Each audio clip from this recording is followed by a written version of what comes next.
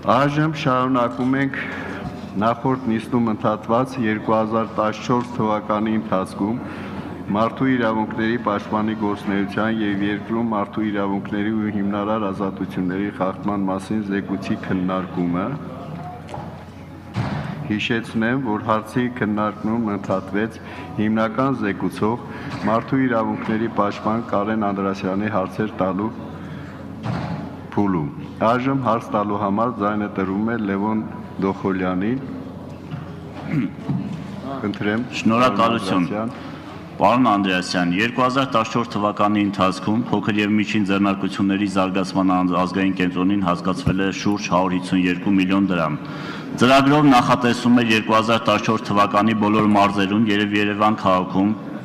ուսուցողական աջակցություն ցուցաբերել 350-ից 450 սկսնագործարարի և ֆինանսական աջակցություն 250-ից 300 սկսնագործարարի, այսպիսով ստեղծելով 300-ից 450 նոր աշխատատեղը։ Չնայած իրականացված միջոցառումներին, ՀՀ ազգային վիճակագրական ծառայության տվյալները վկայում են մանրածախ առևտրի օբյեկտների շրջանում ցուցանիշների նվազման մասին։ 2012-ից 14 թվականների ընթացքում ընդհանուր խանութների թիվը նվազել է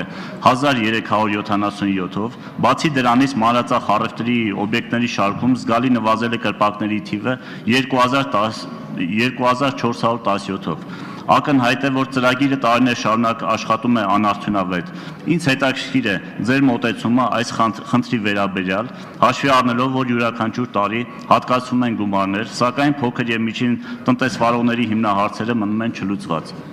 Երկրորդ, օտարերկրյա գործարարները, որպես Հայաստանում գործարարությամբ զբաղվելու խոչընդոտներ, նշել են ներդրումների իրականացման համար ցածր կանխատեսելիությունը և վստահությունը պետության իրավական դաշտի հանդեպ, առանձին դեպքերում ոչ հավասար հնարավորությունների ապահովումը տեղացի և արտասահմանյան մեծ և փոքր ընկերությունների համար։ Չեն ստեղծվել մեխանիզմներ օտարերկրյա ներդրողների գործարարությամբ զբաղվելու խթանման համար, ինչը նպաստել է օտարերկրյա ներդրումների կրճատմանը։ Ըստ ձեզ, ինչպիսի քայլերով կարելի է կարգավորել ներդրումային դաշտը։ Եվ երրորդ, հարկային մարմինների աշխատակիցների կողմից առանց բավարար հիմնավորումների կամ պատճառաբանության հարկատուներից ստուգման նպատակներին անմիջապես չառընչվող նյութեր են վերցվում, չպահպանելով օրենքի տարը։ Վերջապես, ըստ ձեզ, երբ կարող է պաշտպանված լինել մեր տնտեսվարողը։ Շնորհակալություն։ Ազգային ժողովի մեծարգո նախագահ, հարգելի պատգամավորներ, պատասխանելով ձեր հարցին ուզում եմ նախ անդրադառնալ փոքր միջին ձեռնարկատիրության զարգացման խնդրին։ Ճիշտ եք ասում, որ երկար տարիներ խոսվում է այդ խնդրի մասին։ Մենք ինքներս մտահոգ ենք այդ կապակցությամբ, որովհետև տնտեսական իրավունքների, բիզնես իրավունքների պաշտպանության իմաստով առաջին մեր թիրախային խումբը բնականաբար փոքր և միջին ձեռնարկատիրությունն է։ Ես այստեղ կարող եմ ասել այդ թվերը, որ նշեցիք, այդ խնդիրները, որոնք կան, միջոցները ծախսվում են, ես չեմ կարող ասել դրանք անարդյունավետ են ծախսվում, բայց ես կարող եմ հաստատապես ասել, որ համապատասխան գերատեսչությունը պատշաճ չի ներկայացնում, թե ինչ արդյունքներ է ունենում արդեն երկար տարիներ այդ ուղղությամբ արվող ծախսերը, եւ այդ կապակցությամբ մենք ինքներս կուզենայինք ստանալ ավելի համապարփակ տեղեկատվություն, զեկույցներ, հաշվետվություններ այդ կառույցից, թե ինչ գործողություններ են կատարվել այդ ծախսերի համար։ Դուք ասում եք օտարերկրյա ներդրումներ և նաև հարց բարձրացրեցիք, որը հենց կա մեր զեկույցում, այսինքն այդ հարցերը մենք համատեղ ենք բարձրացնում։ Ես չեմ կրկնի այն, ինչ արդեն գրված է զեկույցում, ես կասեմ, որ այդ հարցադրումները ճիշտ կլինի ուղղել կառավարության համապատասխան անդամներին։ Հասկանում եմ, ամեն անգամ, երբ ես զեկույցը ներկայացնում եմ, այստեղ սկսում է զգացողությունը, թե ում պետք է ուղղվեն հարցերը, ինձ որպես մարդու իրավունքների պաշտպանին, թե